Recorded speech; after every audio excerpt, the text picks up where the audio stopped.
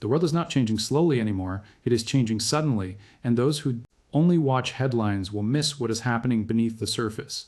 Today's title is not just a statistic, it is a signal.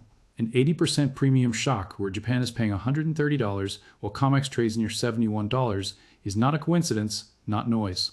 And not temporary, it is the sound of pressure building inside a system that has been stretched for too long. This moment forces us to ask a serious question. Are prices telling the truth anymore? Or is reality finally breaking through the illusion? The growing divergence between paper markets and physical markets represents one of the most critical stress signals in modern economics. When a futures exchange such as COMEX quotes a price that is dramatically lower than what real buyers are paying in the physical markets, the issue is no longer volatility but credibility. Price discovery is supposed to reflect the true interaction of supply and demand, yet this mechanism weakens when financial contracts dominate actual delivery. The moment physical buyers are willing to pay an 80% premium, the market is sending a clear message that the quoted price is no longer trusted. This gap exposes a structural imbalance created by years of financialization. Paper contracts can be created almost infinitely, while physical commodities are bound by mining capacity, refining timelines, and logistical constraints. When too many claims exist on a limited physical supply, the market begins to fracture, and what looks like a single price on a screen becomes multiple prices in reality. Depending on who needs delivery and who is merely trading exposure, that is the point where theory collides with reality. And reality always wins. Here is the critical hook most investors overlook. Markets do not fail when prices rise. They fail when prices lie. A suppressed paper price can exist only as long as participants believe they can convert contracts into physical assets without friction. Once that belief weakens, premiums emerge as a form of insurance, a price paid not for profit but for certainty. The willingness to pay more is not irrational behavior. It is a rational response to perceived delivery risk. Another powerful signal lies in who is paying these premiums. When industrial users, national buyers, and long-term allocators step in, the motivation is not speculation but necessity. They are not attempting to time the market, they are attempting to secure supply. This shift in participant behavior transforms the market dynamic. It moves pricing power away from leveraged traders and back toward those who require the asset to function in the real economy. This divergence also reveals how delayed feedback can distort economic systems. Futures markets are efficient only when they remain anchored to physical settlement. When that anchor weakens, price signals become lagging indicators rather than leading ones. By the time the paper price adjusts, the physical market has already repriced. This creates sudden, violent corrections that appear irrational to outsiders but are entirely logical within the structure of constrained supply and excess claims. The most important insight is that premiums are not anomalies, they are truth leaks. They expose where scarcity exists, and where confidence is broken down. Every major commodity repricing in history began with a quiet divergence that few noticed, followed by a rapid convergence that shocked everyone. The current spread between physical and paper markets is not a temporary distortion, it is a warning embedded inside the pricing system itself. Those who recognize this early do not chase price movements later. They understand that when the market splits in two, only one side reflects reality. But the burst, the growing dominance of physical demand over financial contracts marks a decisive shift in how markets assign value. For years, derivatives have allowed participants to gain exposure without ever touching the underlying asset, creating a system where volume appears abundant even when supply is constrained. However, when real buyers begin to prioritize possession over exposure, the structure changes immediately. This is not a speculative impulse, it is a strategic response to uncertainty. The moment delivery becomes more important than price, the market's priorities have already transformed. Here is the key hook many fail to grasp. Paper markets operate on confidence, but physical markets operate on necessity. Futures contracts assume that settlement will always be available, that liquidity will never disappear, and that counterparties will always perform. Physical buyers do not rely on assumptions. They rely on supply chains, inventories, and timelines. When those buyers step away from paper promises and move directly into physical acquisition, they are signaling doubt in the system's ability to deliver under stress. This shift reveals a deeper erosion of trust in derivative-heavy pricing models. Financial contracts multiply claims on the same asset, giving the illusion of liquidity.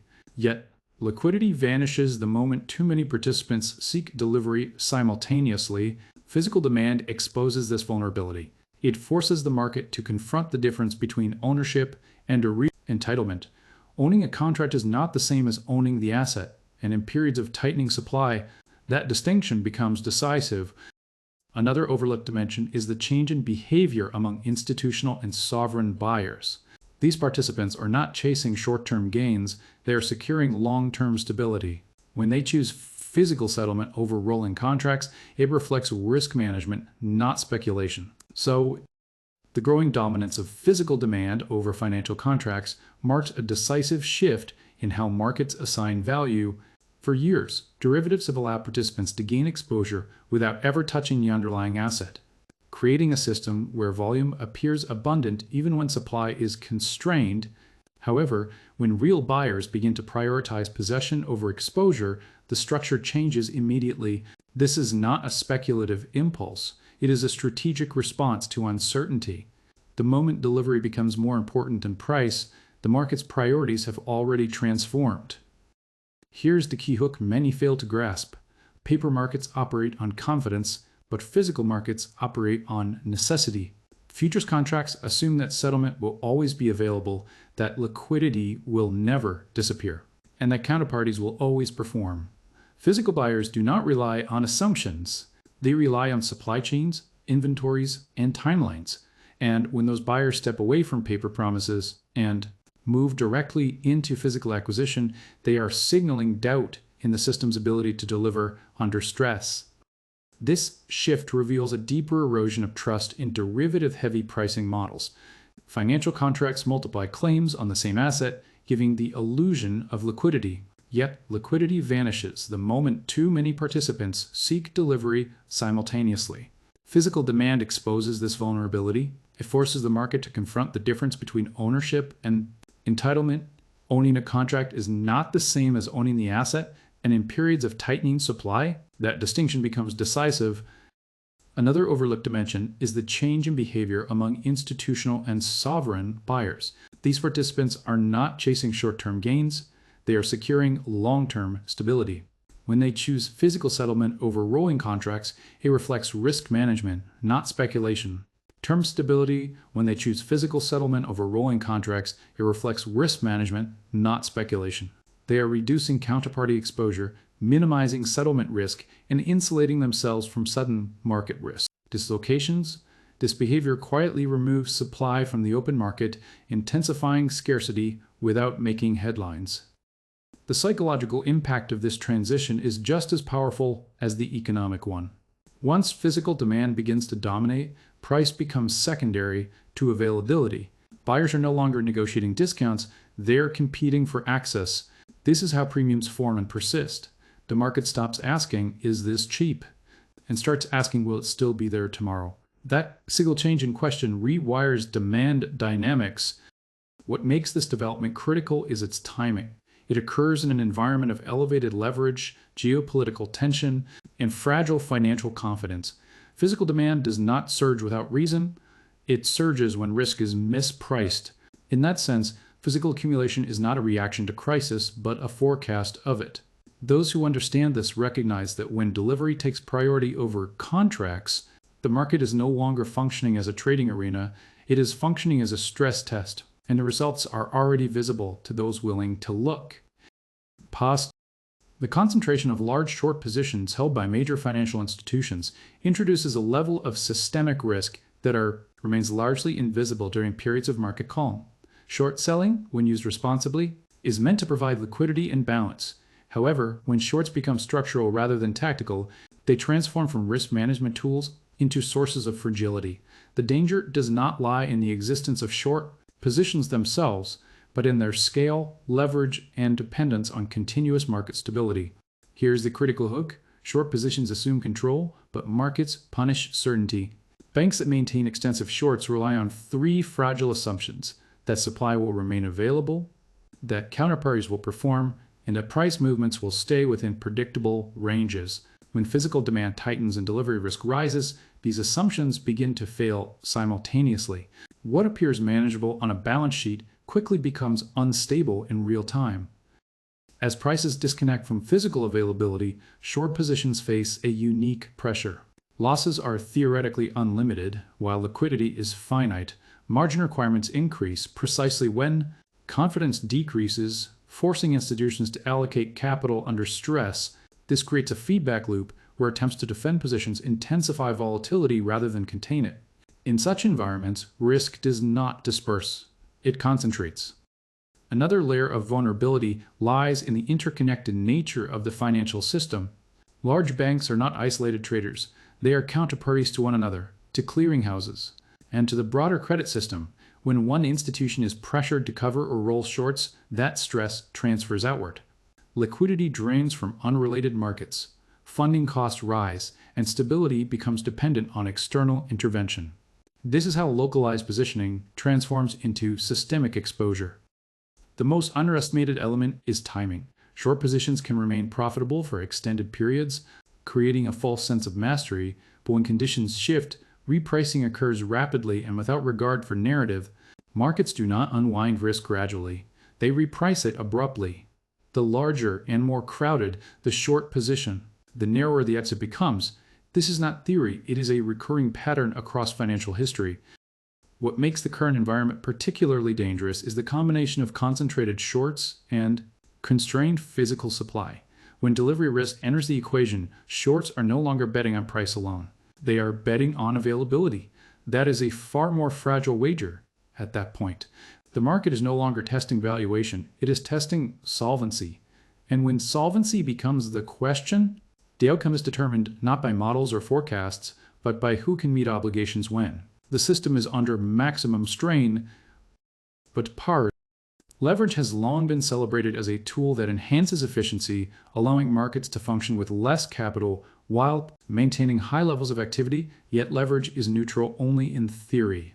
In practice, it amplifies both stability and instability, often disguising imbalance until it becomes unavoidable. In highly leveraged futures and options markets, small disruptions in supply or demand rarely remain small. They are magnified through layers of borrowed exposure, turning minor shocks into systemic events. Here's the central hook. Leverage does not remove risk, it postpones it. When markets are calm, leverage creates the illusion of control and depth. Prices appear stable, liquidity seems abundant, and volatility remains compressed, but this calm is conditional. It depends on continuous confidence, uninterrupted funding, and orderly behavior. The moment one of these pillars weakens, leverage accelerates the breakdown rather than cushioning it. In commodity markets, leverage allows vast volumes of paper contracts to trade against a limited physical base. This disconnect means price signals are shaped more by positioning than by availability. As long as participants roll contracts instead of demanding delivery, the imbalance remains hidden. However, when physical supply tightens or delivery becomes uncertain, leveraged positions are forced to confront reality. The adjustment that should have occurred gradually now happens abruptly. Margin mechanics play a crucial role in this process. Leveraged positions require constant collateral, and rising volatility increases margin demands precisely when liquidity is most constrained. This creates forced behavior. Participants are not making strategic decisions, they are reacting to margin calls. Assets are sold not because fundamentals have changed, but because capital must be raised immediately. This is how leverage transforms volatility into contagion. Another often overlooked aspect is how leverage suppresses price discovery before it distorts it. Heavy use of leverage encourages short-term trading strategies that prioritize technical signals over fundamental scarcity. Prices become anchored to models rather than material conditions. When those models fail, the correction is not smooth. It is sudden, sharp, and psychologically destabilizing. What makes leverage particularly dangerous in the current environment is its interaction with declining trust. When confidence in counterparties weakens, leveraged systems lose flexibility. Participants demand more collateral, shorten time horizons, and reduce exposure simultaneously. Liquidity evaporates just as it is most needed. At that point, leverage ceases to be a market tool and becomes a market amplifier. The result is not merely higher prices or lower prices, but distorted prices. Markets swing beyond equilibrium because leverage forces synchronization of behavior, Everyone moves at once in the same direction under the same constraints. This is why highly leveraged markets rarely adjust quietly. They appear stable until the moment they are not. And when they break, the speed of repricing reveals that imbalance was present all along, hidden behind borrowed confidence and delayed consequences. Sustained physical premiums are among the most reliable yet least understood signals in economics. They do not emerge from speculation or emotion. They arise when the market quietly acknowledges stress that has not yet appeared in headline prices. The premium exists when buyers are willing to pay above the quoted market rate for immediate and guaranteed access. That willingness alone reveals more than any chart or forecast. It tells us that the official price is no longer sufficient to clear the market under real-world conditions. Here's the hook that separates surface analysis from structural understanding. Premiums speak before prices move. Futures markets react to information, but physical markets react to necessity. When premiums persist, they indicate that supply constraints are already present, even if inventories appear adequate on paper. This is not a lagging effect. It is an early warning embedded in transaction behavior. Historically, extended premium divergence has preceded major market adjustments. Before sharp repricings, volatility spikes, or breakdowns in pricing mechanisms, physical buyers begin competing quietly. This competition rarely attracts attention because it lacks drama. There are no sudden spikes on screens, only gradual increases in the cost of certainty, yet this stage is where risk is being repriced by those closest to the asset. Another critical insight lies in duration. Short-lived premiums can result from logistics or temporary disruptions, but sustained premiums reflect structural imbalance. They persist because the underlying issue is not demand alone, but constrained supply relative to obligations. When premiums remain elevated, the market is signaling that normalization is unlikely without a significant adjustment in price, availability, or both. Premiums also expose where confidence is eroding. Buyers paying above market prices are effectively purchasing insurance against non-delivery. That behavior indicates skepticism towards settlement systems, inventories, or counterparty reliability. The market may still appear orderly, but trust is already thinning beneath the surface. Once trust weakens, stability becomes conditional rather than assumed. The most revealing aspect of premiums is who responds to them. Producers, industrial users, and strategic buyers treat premiums as information, not inconvenience. They understand that paying more today can be cheaper than facing disruption tomorrow. Their actions reduce available supply further, reinforcing the signal and accelerating the imbalance. What makes physical premiums powerful as indicators is that they cannot be engineered easily. Unlike paper prices, they are not set by leverage or positioning, but by necessity and access. They reflect the intersection of time, risk, and availability. By the time the broader market recognizes the significance of sustained premiums, the adjustment is usually already underway. Those who learn to read this signal early gain insight not into where prices have been, but into where the system is quietly being forced to go. The repricing of real assets is a natural consequence of an economy saturated with debt and sustained by monetary expansion. When liabilities grow faster than productive capacity, value does not disappear. It migrates. In such environments, financial instruments tied to confidence and policy promises begin to lose their anchoring function, while tangible assets regain relevance. This shift is not driven by ideology or fear, but by arithmetic.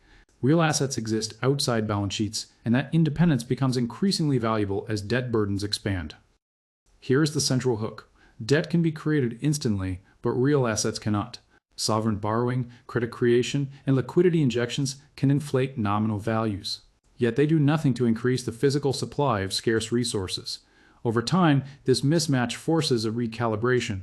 Prices must adjust upward, not because assets become more desirable, but because currency units represent less real value. Repricing is not a bubble, it is a correction of measurement. In debt-heavy systems, policy responses often accelerate this process unintentionally. To stabilize growth and prevent defaults, authorities prioritize liquidity and low interest rates.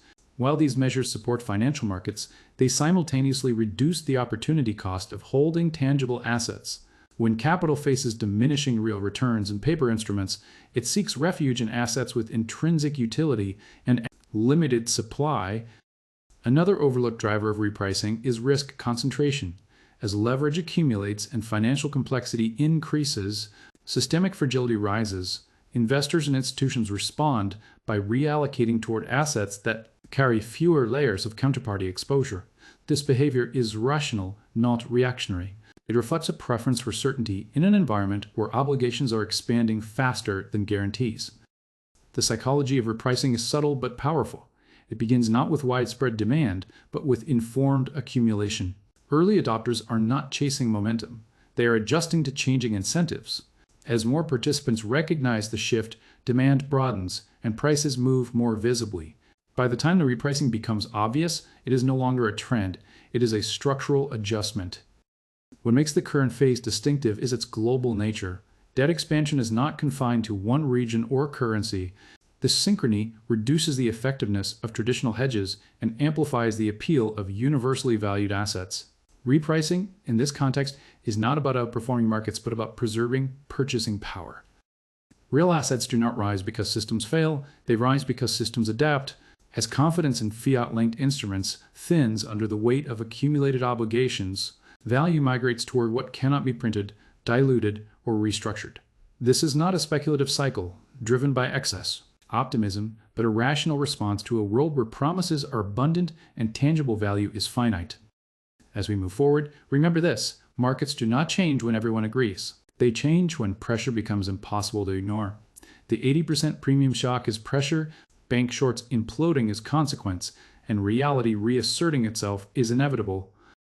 Let this be your reminder that clarity is an advantage, that understanding beats speculation, and that those who read signals early don't need permission to act wisely.